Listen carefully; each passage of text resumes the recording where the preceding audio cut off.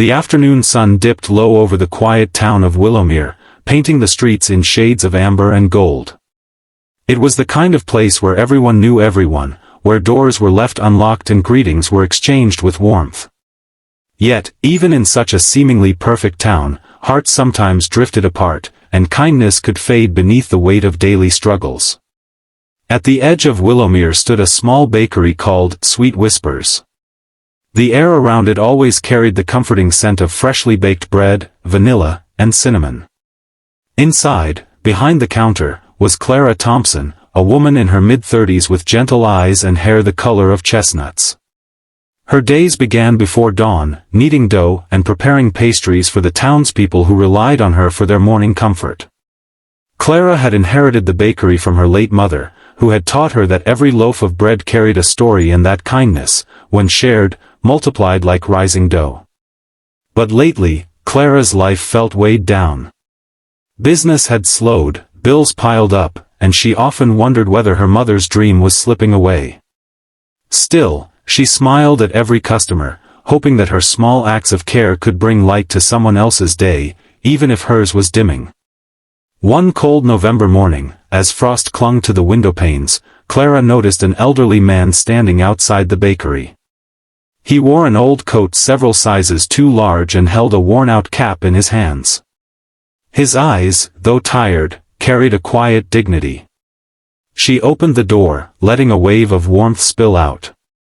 "Good morning, sir," she said softly. "Would you like to come in?" The man hesitated.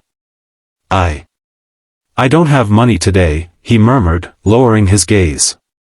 Clara smiled, brushing off his words. "That's all right. Come in, warm yourself. I'll get you something hot." She handed him a steaming cup of coffee and a slice of freshly baked bread. He looked at her, as if unsure whether to accept such kindness. "Thank you," he whispered finally, his voice trembling. "My name's Harold. Haven't had a warm meal in days." Clara nodded kindly. "Then I'm glad you came here, Harold. You're always welcome." From that day forward, Harold began to visit the bakery every morning. Sometimes he would sweep the floor or help carry flour sacks in return for a meal. Other times, he would simply sit by the window, telling stories of his younger days, stories filled with laughter, love, and loss. Clara found comfort in his presence, even if she didn't fully understand why. Perhaps it was the way his eyes softened when he spoke, or how he always left with a quiet, "thank you," that felt heavier than words. One evening, as Clara was closing the bakery, she saw a small envelope slipped under the door. Inside was a note in shaky handwriting. "Thank you for reminding me that kindness still lives in this world. You have given more than bread, you've given back my faith. I may not have much, but I will return this gift someday." There was no name, but Clara knew it was from Harold. She smiled, though a tear escaped down her cheek. She placed the note in a jar she called Mom's Jar of Kindness, where she kept letters, thank you notes, and small reminders of why she continued. Weeks passed, and winter deepened. Snow covered the streets like a white blanket. One morning, Clara noticed that Harold didn't come by. Days went by, then weeks, still no sign of him. She asked around town, but no one had seen him. Her heart ached, fearing the worst. One evening, as she walked home through the quiet snowfall, she saw a flicker of movement near an alley. A young boy, no older than 10, was sitting by a dumpster, wrapped in a thin blanket, shivering. Clara rushed over. "Sweetheart, what are you doing here? Where are your parents?" The boy looked up, frightened. "They're gone," he said in a weak voice. "My mom, she died last month. I don't know where to go." Clara's heart broke. "Come with me," she said gently, wrapping her coat around him. "You'll be safe." She brought him to the bakery, made him hot chocolate, and let him sit by the fire. When he finally spoke again, his voice was soft and trembling. "My name's Jamie. We used to live by the river. My mom always said people are kind if you just believe in them. Clara felt tears prick her eyes. Your mom was right, she said. You can stay here for now, Jamie. We'll figure something out. Days turned into weeks, and Jamie became a part of the bakery's rhythm. He helped Clara mix dough, clean tables, and greet customers. He had a laugh that filled the quiet corners of the shop, reminding Clara of the joy she had once lost. For the first time in a long while, the bakery felt alive again. Then, one morning, a letter arrived addressed to the kind woman at Sweet Whispers. Clara opened it with curiosity. Inside was a note written in the same shaky handwriting as before, Harold's. Dear Clara. I found work at a small farm outside town. The owner took me in after hearing about your kindness. I've been saving what little I earn. I met a woman here who helps orphan children find homes. There's a boy named Jamie who reminds me of my younger self. He's lost everything but his hope. If you ever meet him, please take care of him. He deserves a gentle heart like yours.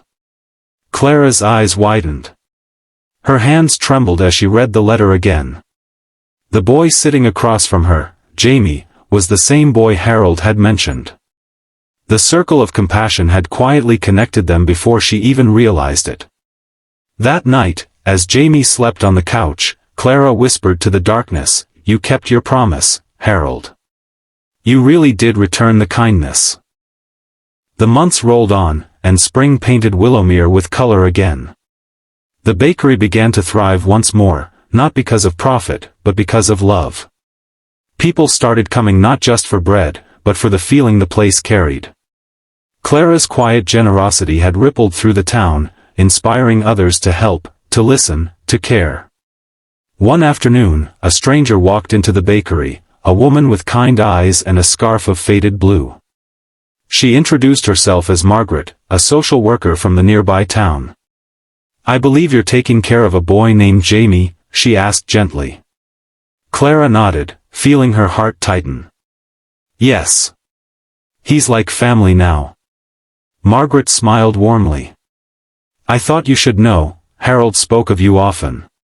He passed away peacefully last month. He wanted you to have this.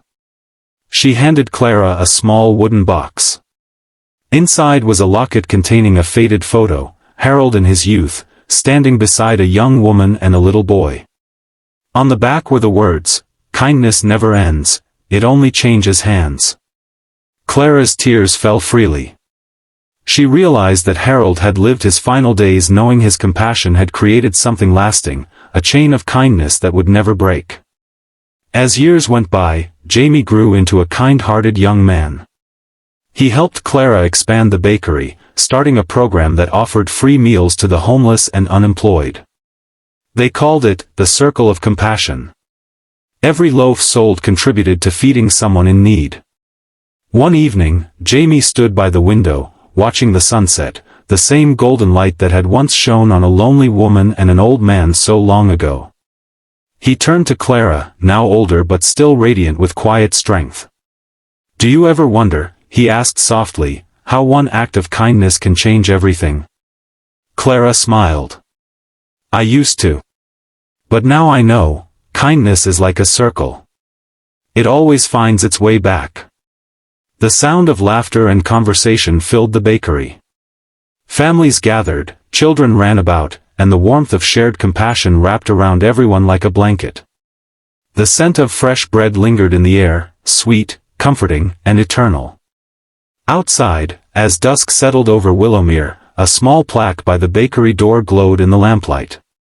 It read, The Circle of Compassion, where kindness began, and where it will never end. And though the world beyond the town continued to change, sometimes cruel, sometimes kind, in that small corner of Willowmere, compassion had found its home, echoing in every loaf baked, every meal shared, and every heart it touched. For Clara, Harold, and Jamie, their lives had become threads of one endless circle, a circle that proved that even the smallest act of care can grow into something timeless, something far greater than any of them had ever imagined. And so, the circle continued, quietly, humbly, endlessly, carried forward by those who chose to care.